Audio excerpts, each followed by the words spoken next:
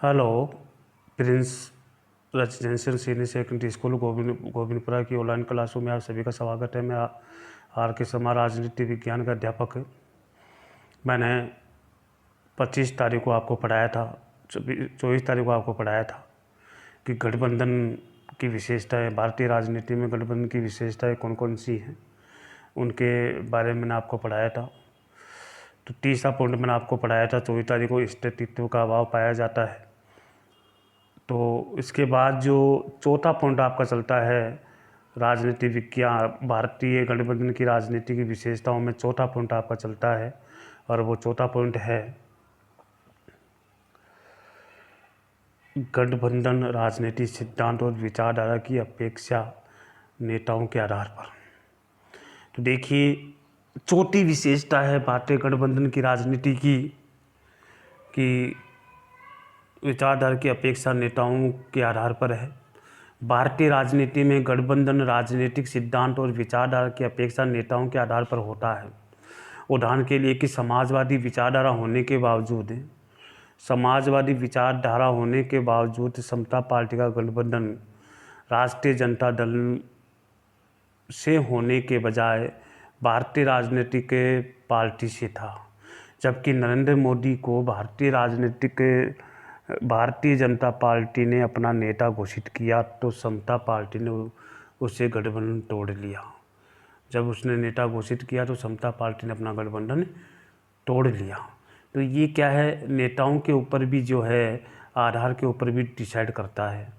या क्योंकि समाजवादी विचारधारा होने के बावजूद भी समता पार्टी का जो पहले राष्ट्रीय जनता दल से होने के बजाय भारतीय जनता पार्टी से नरेंद्र मोदी ने जनता पार्टी से जैसे नेता घोषित किया, उसने अपना समर्थन तोड़ लिया। तो ये भी एक भारतीय गठबंधन की राजनीति की विशेषताओं के ऊपर निर्भर करता है। उसके बाद अगला जो पॉइंट है वो है पांचवा, गठबंधनों में स्पष्ट विचारधारा अलगाव का अभाव।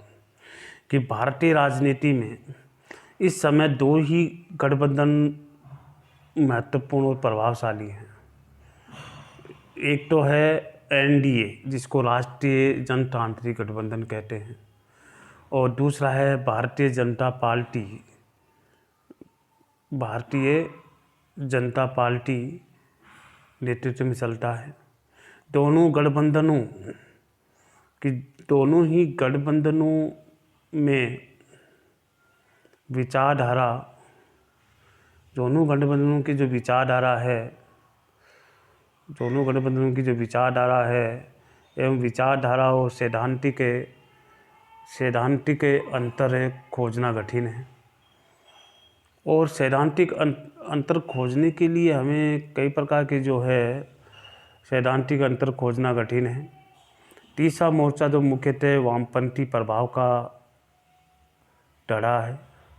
कांग्रेस और भारतीय जनता पार्टी को पूंजीवादी मानता है, लेकिन इसमें मनमोहन सिंह के नेतृत्व वाली यूपीए सरकार की बाहर से समर्थन दिया था। लेकिन वामपंथी वाले जो दल है वो भारतीय जनता पार्टी को पूंजीवादी दल मानता है। लेकिन मनमोहन सिंह जब सरकार बनाएगी, मनमोहन सिंह की जो सरकार बनाएगी, यूपीए सरकार बनाएगी, उसके बाद उन्होंने समर्थन दिया था। तो ये भारतीय राजनीति की विशेषता है, बदलने वाली प्रक्रिया है। इसके बाद जो अगला जो टॉपिक है वो है दबाव की राजनीति। गठबंधन में शामिल राजनीतिक दल अपने राजनीतिक हितों की पूर्ति करने के लिए प्रधानमंत्री पर निरंतर दबाव डालते रहते हैं। तो कह रहे कि गठबंधन सरकार बन जाती है तो राजनीतिक हित की पूर्ति के लिए जो राजनीतिक दल जो है अपना प्रधानमंत्री के ऊपर दबाव डालने लग जाते हैं कि हमने आपको समर्थन दिया है, आप हमारी इस प्रकार नीति बनाइए, इस प्रकार हमको फ़ायदा पहुँचाइए। तो इस प्रकार का दबाव डालना चालू कर देते हैं। उदाहरण के लिए संयुक्त प्रगतिशील गठबंधन यूपीए में सम्मिलित है।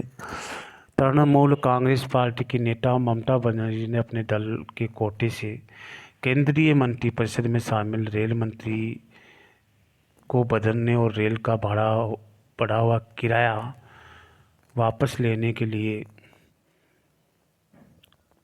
पिछली मनमोहन सिंह सरकार को मजबूर कर दिया था। इस दबाव की राजनीति से कई बार राष्ट्रीय महत्व के विषय पर भी क्षेत्रीय हित हावी हो जाते हैं।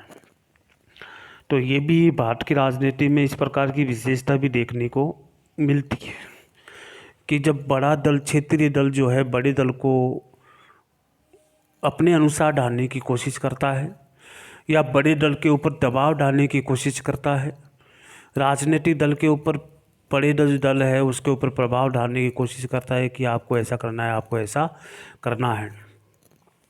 तो भारत में दबाव की राजनीति भी एक सबसे बड़ी विशेषता मानी जाती है। कोई भी बड़े दल को छोटा दल दबा सकता है। क्षेत्रीय दल का प्रभाव दिन प्रतिदिन बढ़ता जा रहा है। तो आपके सामने ममता बनर्जी का जो रेल मंत्री बदलना और किराया भाड़ा बढ़ाने के जो उसको मांगों को वापस लेने के लिए दबाव डाला गया मनमोहन सिंह की सरकार पर, यूपीए की सरकार के ऊपर, तो ये भी एक दबाव माना जाता है। तो क्षेत्रीय दलों का दबाव भी अधिक बढ़ता जा रहा है। तो ये भी दबाव की राजनीति भारत की विशेषता है कि भारत में भी दबाव की राजनीति का प्रभाव बढ़ता जा रहा है। इसके बाद अगला जो पॉइंट है, दल बदल की प्रगति देखने को मिलती है। गठबंधन सरकारों के कारण भारतीय राजनीति में दल बदल की प्रवृत्ति देखने को मिलती है। और दल बदल सरकार के बनने या बिगड़ने की महत्वपूर्ण भूमिका निभाता है।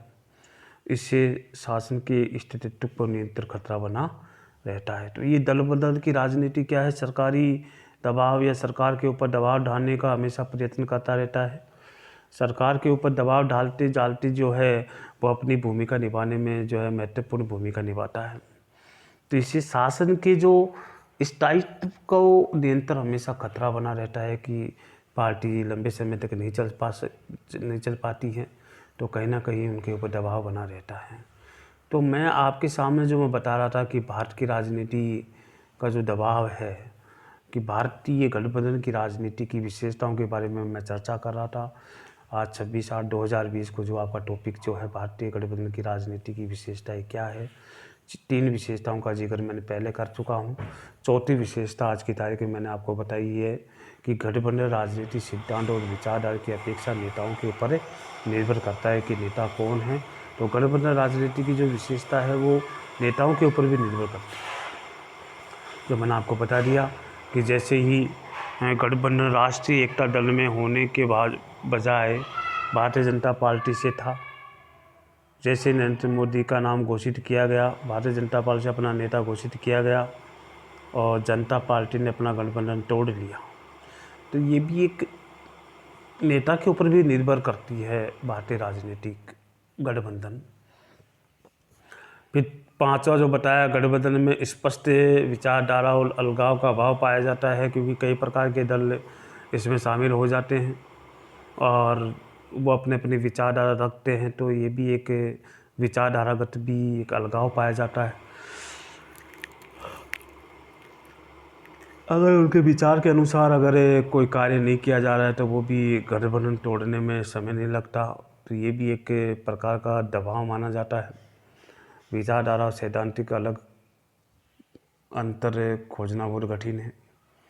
वामपंथी प्रभाव का जो डरा है वो भारतीय जनता पार्टी को पूंजीवादी मान करके मनमोहन सरकार का समर्थन किया, प्रगतिशील जनतांत्रिक गठबंधन में वो जुड़ी। तो कहीं ना कहीं जो है ये भी एक दबाव है।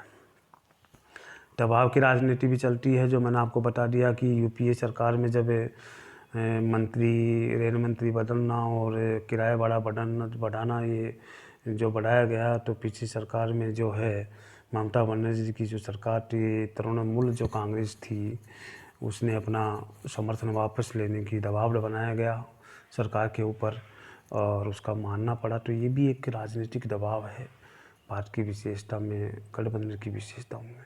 दल बदल भी जो है भारत की विशेषताओं में एक शामिल की जाती है।